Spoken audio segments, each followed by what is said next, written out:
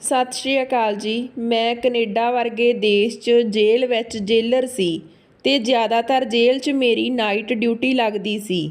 ਇੱਕ ਰਾਤ ਇੱਕ ਮੁਲਜ਼ਮ ਔਰਤ ਨੇ ਬੱਚੇ ਨੂੰ ਜਨਮ ਦਿੱਤਾ ਅਤੇ ਬੋਲੀ ਕਿ ਮੇਰੇ ਬੱਚੇ ਨੂੰ ਤੁਸੀਂ ਰੱਖ ਲਓ, ਕਿਉਂਕਿ ਉਹ ਨਹੀਂ ਚਾਹੁੰਦੀ ਸੀ ਕਿ ਜੇਲ੍ਹ 'ਚ ਉਸ ਦਾ ਬੱਚਾ ਰਹੇ। ਮੈਂ ਬੇਔਲਾਦ ਸੀ, ਜਿਸ ਕਰਕੇ ਉਸ ਬੱਚੇ ਨੂੰ ਲੁਕੋ ਕੇ ਘਰ ਲੈ ਆਈ। ਪਰ ਬੱਚੇ ਦੀ ਸ਼ਕਲ ਦੇਖ ਕੇ ਮੇਰਾ ਪਤੀ ਰੋਣ ਲੱਗਿਆ ਅਤੇ ਬੋਲਿਆ ਕਿ ਜਲਦੀ ਦਿਨੇ ਉਸ ਬੱਚੇ ਨੂੰ ਉਸ ਦੀ ਮਾਂ ਕੋਲ ਛੱਡ ਆ। ਮੈਂ ਮਜਬੂਰ ਹੋ ਕੇ ਵਾਪਸ ਜੇਲ੍ਹ ਗਈ ਤਾਂ ਮੇਰੇ ਸਿਰ 'ਤੇ ਅਸਮਾਨ ਟੁੱਟ ਪਿਆ ਜਦੋਂ ਦੇਖਿਆ ਕਿ ਉਸ ਦੀ ਮਾਂ ਤਾਂ। ਮੇਰਾ ਨਾਮ ਅਮਨਪ੍ਰੀਤ ਕੌਰ ਹੈ। ਮੇਰੀ ਜ਼ਿੰਦਗੀ ਦੀ ਕਹਾਣੀ ਅਜੀਬੋ-ਗਰੀਬ ਕਹਾਣੀ ਹੈ। ਮੇਰੀ ਜ਼ਿੰਦਗੀ, ਮੇਰਾ ਬਚਪਨ, ਜਵਾਨੀ ਅਤੇ ਉਮਰ ਦਾ ਇਹ ਹਿੱਸਾ ਬਾਕੀ ਲੜਕੀਆਂ ਨਾਲੋਂ ਬਹੁਤ ਵੱਖਰਾ ਹੈ। ਇਸ ਲਈ ਮੈਂ ਆਪਣੀ ਕਹਾਣੀ ਅੱਜ ਤੁਹਾਡੇ ਸਾਰਿਆਂ ਨੂੰ ਸੁਣਾਉਣ ਜਾ ਰਹੀ ਹਾਂ। ਸ਼ੁਰੂਆਤ ਆਪਣੇ ਮਾਤਾ-ਪਿਤਾ ਦੀ ਜ਼ਿੰਦਗੀ ਤੋਂ ਕਰਾਂਗੀ। ਮੇਰੇ ਪਿਤਾ ਪੰਜਾਬ ਤੋਂ ਕਾਰੋਬਾਰ ਦੇ ਸਿਲਸਿਲੇ ਵਿੱਚ ਕੈਨੇਡਾ ਗਏ ਸਨ। ਉਹਨਾਂ ਉੱਥੇ ਆਪਣੀ ਜ਼ਿੰਦਗੀ ਦੇ ਬਹੁਤ ਸਾਲ ਗੁਜ਼ਾਰੇ ਅਤੇ ਉੱਥੇ ਹੀ ਮਾਂ ਨਾਲ ਉਹਨਾਂ ਦਾ ਵਿਆਹ ਵੀ ਹੋਇਆ। ਮੇਰੀ ਮਾਂ ਕੈਨੇਡਾ ਦੀ ਬਹੁਤ ਹੀ ਖੂਬਸੂਰਤ ਔਰਤ ਸੀ ਅਤੇ ਮੇਰੇ ਪਿਤਾ ਕੋਲ ਬਹੁਤ ਸਾਰੀ ਦੌਲਤ। ਦੋਹਾਂ ਦੀ ਜੋੜੀ ਚੰਨ ਤੇ ਚਕੋਰ ਵਰਗੀ ਸੀ। ਉਹਨਾਂ ਦੇ ਵਿਆਹ ਦੇ ਸ਼ੁਰੂ ਦੇ ਦਿਨ ਤਾਂ ਬਹੁਤ ਚੰਗੀ ਤਰ੍ਹਾਂ ਲੰਘੇ ਸਨ। ਪਹਿਲੇ ਹੀ ਸਾਲ ਮਾਂ ਗਰਭਵਤੀ ਹੋਈ ਅਤੇ ਅਸੀਂ ਦੋਵੇਂ ਜੁੜਵਾ ਭੈਣ-ਭਰਾ ਹੋਏ।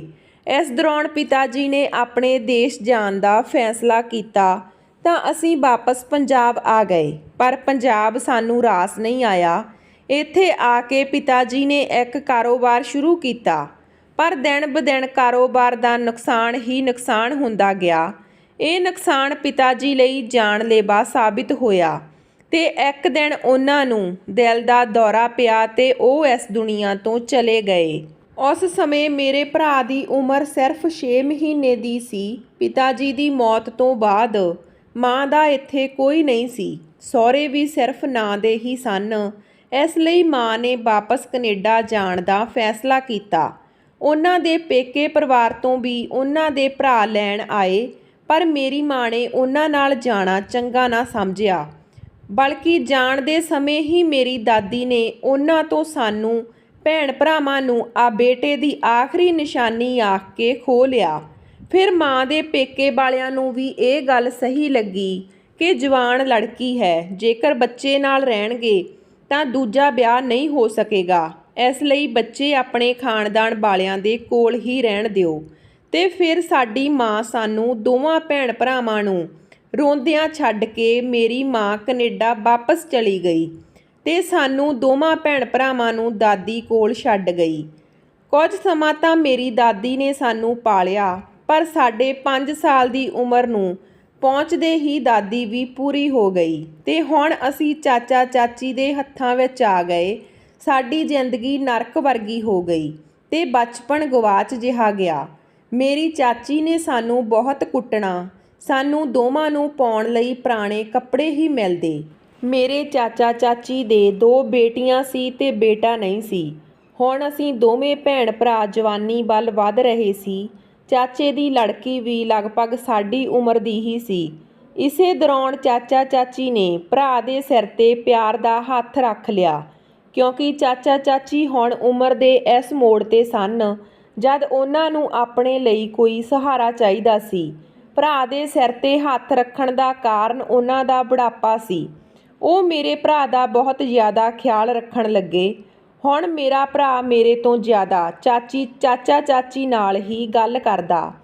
ਹੁਣ ਮੈਂ ਖੁਦ ਨੂੰ ਇਕੱਲਾ ਮਹਿਸੂਸ ਕਰਨ ਲੱਗੀ, ਕਿਉਂਕਿ ਮੇਰਾ ਉਹੀ ਪਹਿਲਾਂ ਵਾਲਾ ਹਾਲ ਸੀ।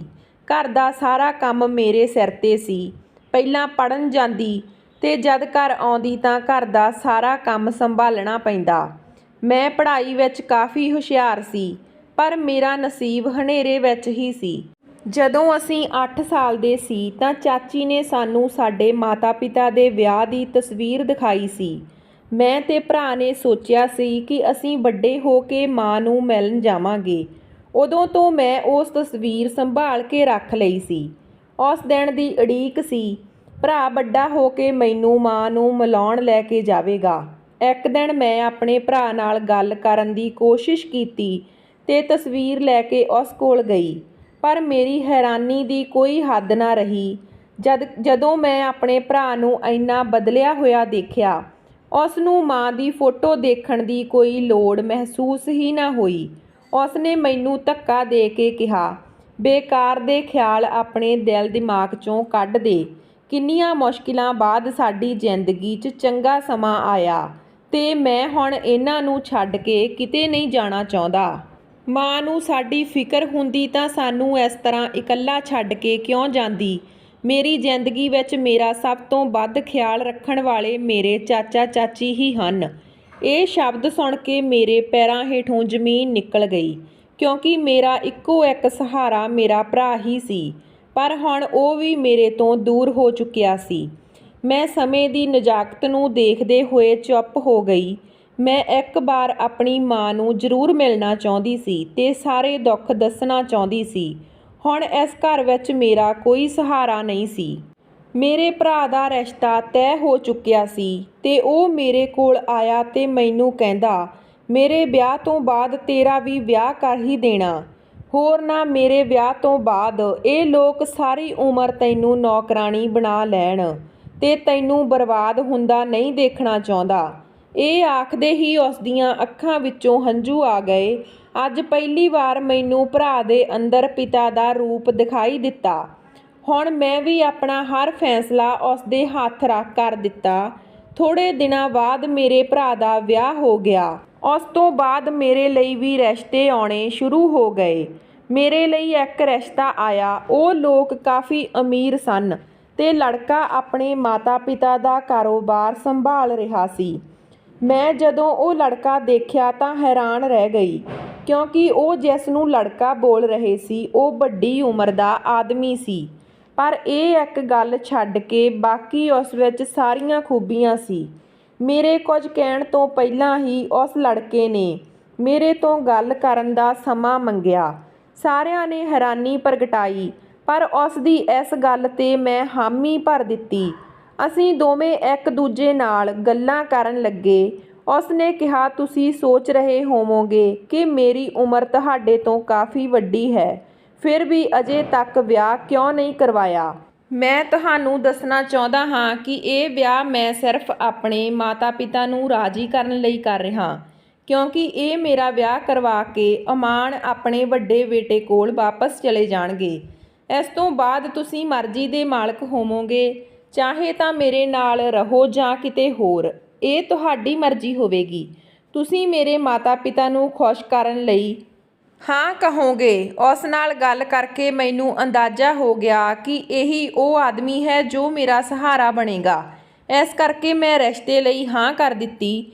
ਸਾਡੀ ਮੰਗਣੀ ਹੋ ਗਈ ਤੇ ਵਿਆਹ ਦੀਆਂ ਤਿਆਰੀਆਂ ਹੋਣ ਲੱਗੀਆਂ। ਭਾਵੇਂ ਮੇਰੇ ਦਿਲ ਵਿੱਚ ਵਿਆਹ ਦਾ ਕੋਈ ਸੁਪਨਾ ਨਹੀਂ ਸੀ ਅਤੇ ਨਾ ਹੀ ਵਿਆਹ ਕਰਕੇ ਕੋਈ ਜਜ਼ਬਾਤ, ਫਿਰ ਵੀ ਮੈਂ ਖੁਸ਼ ਸੀ, ਕਿਉਂਕਿ ਮੈਨੂੰ ਲੱਗ ਰਿਹਾ ਸੀ ਕਿ ਮੈਂ ਵਿਆਹ ਕਰਨ ਤੋਂ ਬਾਅਦ ਆਪਣੀ ਮਾਂ ਕੋਲ ਜਾ ਸਕਾਂਗੀ। ਵਿਆਹ ਤੋਂ ਪਹਿਲਾਂ ਮੇਰੀ ਸੱਸ ਕਈ ਵਾਰ ਮੈਨੂੰ ਮਿਲਣ ਆਈ ਤੇ ਉਹ ਹਰ ਵਾਰ ਆਖਦੀ ਕਿ ਮੇਰੇ ਬੇਟੇ ਦਾ ਸਾਥ ਨਾ ਛੱਡੀ, ਤੇ ਮੈਂ ਵੀ ਹਰ ਵਾਰ ਉਸ ਨੂੰ ਯਕੀਨ ਦਿਵਾਉਂਦੀ ਕਿ ਭਲਾ ਵਿਆਹ ਕਰਕੇ ਮੈਂ ਕਿਉਂ ਉਹਨਾਂ ਦਾ ਸਾਥ ਛੱਡਾਂਗੀ। ਪਰ ਉਸ ਔਰਤ ਦੇ ਦਿਲ ਨੂੰ ਪਤਾ ਨਹੀਂ ਕਿਉਂ ਤਸੱਲੀ ਨਾ ਹੁੰਦੀ। ਮੇਰੇ ਵੀ ਕਈ ਵਾਰ ਦਿਲ 'ਚ ਆਇਆ ਕਿ ਮੇਰੀ ਸੱਸ ਹਰ ਵਾਰ ਅਜਿਹਾ ਕਿਉਂ ਆਖਦੀ ਹੈ, ਇਸ ਦਾ ਕੀ ਕਾਰਨ ਹੋ ਸਕਦਾ ਹੈ। ਮੇਰੇ ਦਿਮਾਗ ਵਿੱਚ ਇਹ ਵੀ ਸੀ ਕਿ ਮੇਰੇ ਹੋਣ ਵਾਲੇ ਪਤੀ ਨੇ ਇਹ ਗੱਲ ਕਿਉਂ ਆਖੀ ਕਿ ਵਿਆਹ ਤੋਂ ਬਾਅਦ ਕਿਤੇ ਮਰਜ਼ੀ ਚਲੇ ਜਾਣਾ। ਥੋੜ੍ਹੇ ਦਿਨਾਂ ਬਾਅਦ ਵਿਆਹ ਦਾ ਦਿਨ ਆ ਗਿਆ। ਸਾਡੇ ਖਾਨਦਾਨ ਵਿੱਚ ਪਹਿਲਾਂ ਵਿਆਹ ਇਸ ਤਰ੍ਹਾਂ ਕਿਸੇ ਦਾ ਨਹੀਂ ਹੋਇਆ ਸੀ। ਉਹਨਾਂ ਦਾ ਘਰ ਕਿਸੇ ਮਹਿਲ ਨਾਲੋਂ ਘੱਟ ਨਹੀਂ ਸੀ।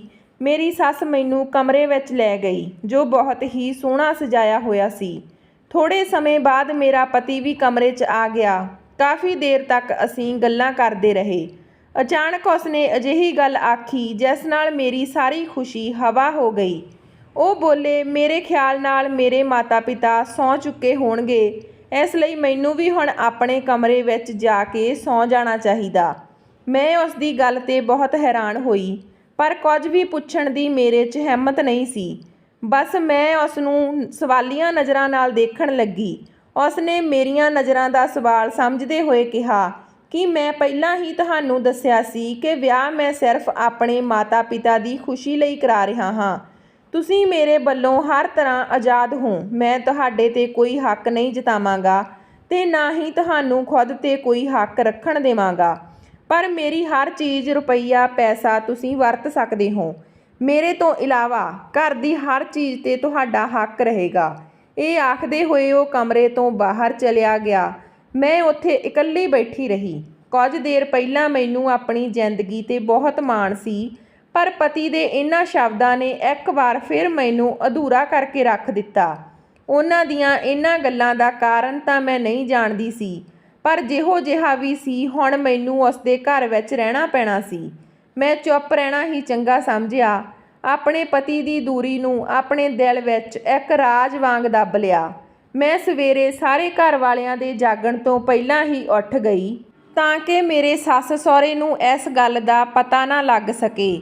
ਮੇਰੀ ਸੱਸ ਨੇ ਆ ਕੇ ਪੁੱਛਿਆ ਕਿ ਮੇਰਾ ਬੇਟਾ ਕਿੱਥੇ ਹੈ, ਤਾਂ ਮੈਂ ਉਹਨਾਂ ਨੂੰ ਝੂਠ ਬੋਲ ਦਿੱਤਾ ਕਿ ਰਾਤ ਨੂੰ ਉਹਨਾਂ ਨੂੰ ਨੀਂਦ ਨਹੀਂ ਆਈ, ਇਸ ਕਰਕੇ ਮੈਂ ਸਵੇਰੇ ਉਹਨਾਂ ਨੂੰ ਦੂਜੇ ਕਮਰੇ ਵਿੱਚ ਆਰਾਮ ਕਰਨ ਲਈ ਭੇਜ ਦਿੱਤਾ।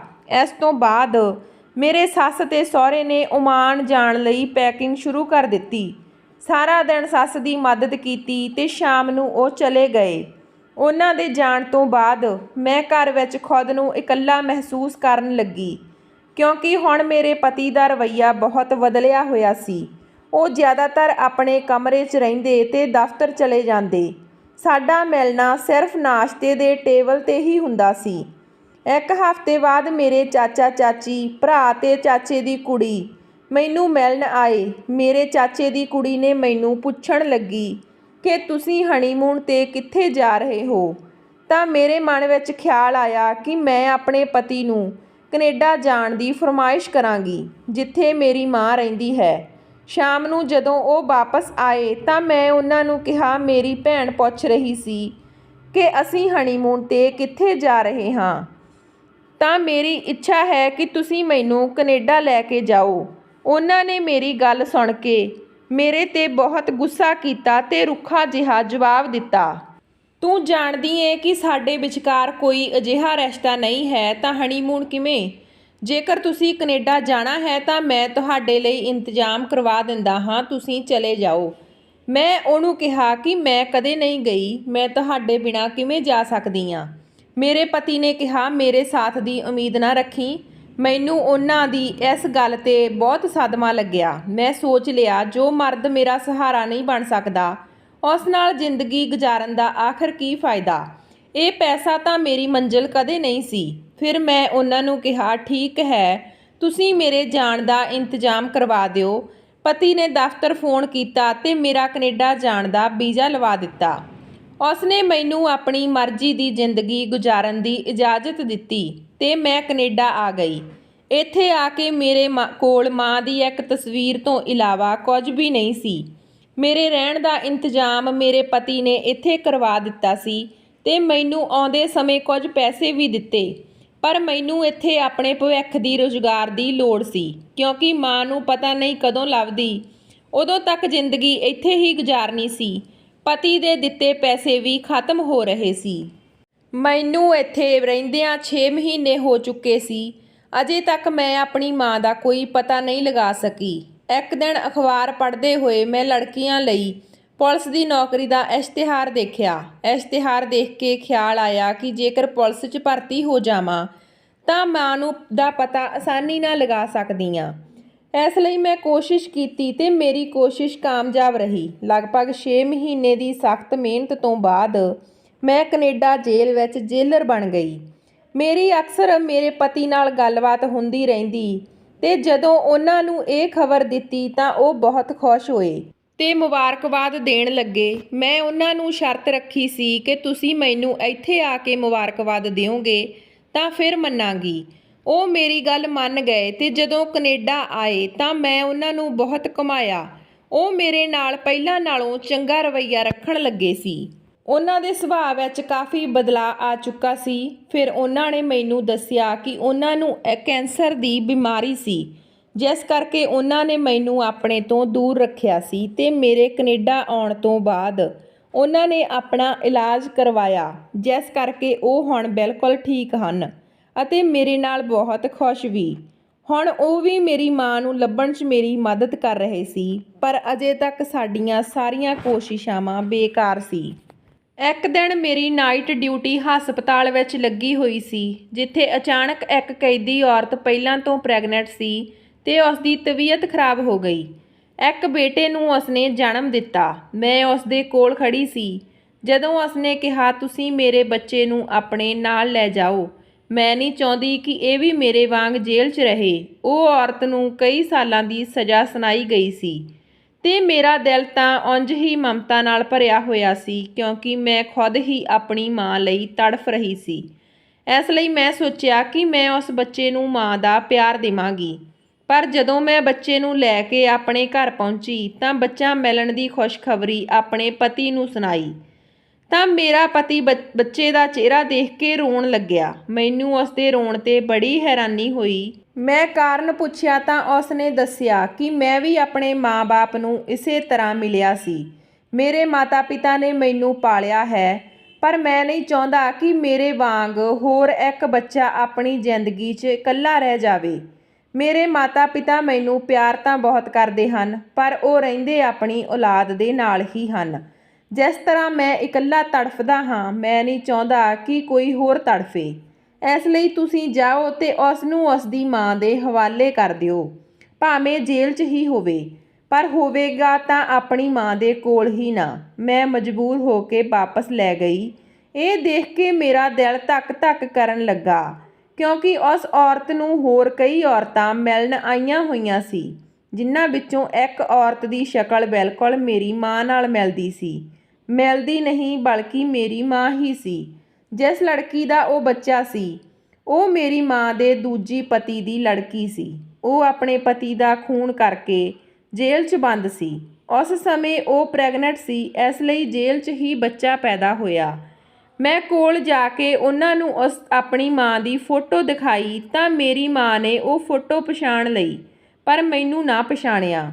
ਜਦੋਂ ਮੈਂ ਉਸ ਨੂੰ ਆਪਣੇ ਬਾਰੇ ਦੱਸਿਆ ਤਾਂ ਉਹ ਮੈਨੂੰ ਗਲ ਲਾ ਕੇ ਉੱਚੀ-ਉੱਚੀ ਰੋਣ ਲੱਗੀ। ਮੈਂ ਸਾਰੇ ਦੁੱਖ ਆਪਣੀ ਮਾਂ ਨੂੰ ਸੁਣਾਏ ਤੇ ਆਪਣੀ ਮਾਂ ਨੂੰ ਆਪਣੇ ਘਰ ਲੈ ਆਈ। ਅੱਜ ਮੈਨੂੰ ਪਤੀ ਦੇ ਪਿਆਰ ਦੇ ਨਾਲ-ਨਾਲ ਮਾਂ ਦਾ ਪਿਆਰ ਵੀ ਮਿਲ ਰਿਹਾ ਹੈ, ਜਿਸ ਤੋਂ ਮੈਂ ਕਈ ਸਾਲਾਂ ਤੋਂ ਵਾਂਝੀ ਸੀ। ਪਰ ਮੇਰੇ ਭਰਾ ਨੇ ਮੇਰੇ ਤੋਂ ਮੁੱਖ ਮੋੜ ਲਿਆ ਸੀ। ਉਹ ਹੁਣ ਚਾਚਾ-ਚਾਚੀ ਤੇ ਆਪਣੀ ਪਤਨੀ ਵਿੱਚ ਹੀ ਮਗਨ ਸੀ। ਸੋ ਦੋਸਤੋ, ਇਹ ਸੀ ਸਾਡੀ ਅੱਜ ਦੀ ਕਹਾਣੀ। ਜੇ ਵਧੀਆ ਲੱਗੀ ਤਾਂ ਲਾਈਕ ਸ਼ੇਅਰ ਜ਼ਰੂਰ ਕਰਿਓ। ਜੇ ਚੈਨਲ 'ਤੇ ਪਹਿਲੀ ਵਾਰ ਹੋ ਤਾਂ ਚੈਨਲ ਨੂੰ ਸਬਸਕ੍ਰਾਈਬ ਕਰਿਓ। ਮਿਲਦੇ ਹਾਂ ਨਵੀਂ ਕਹਾਣੀ ਦੇ ਨਾਲ। ਤਦ ਤੱਕ ਸਤਿ ਸ਼੍ਰੀ ਅਕਾਲ।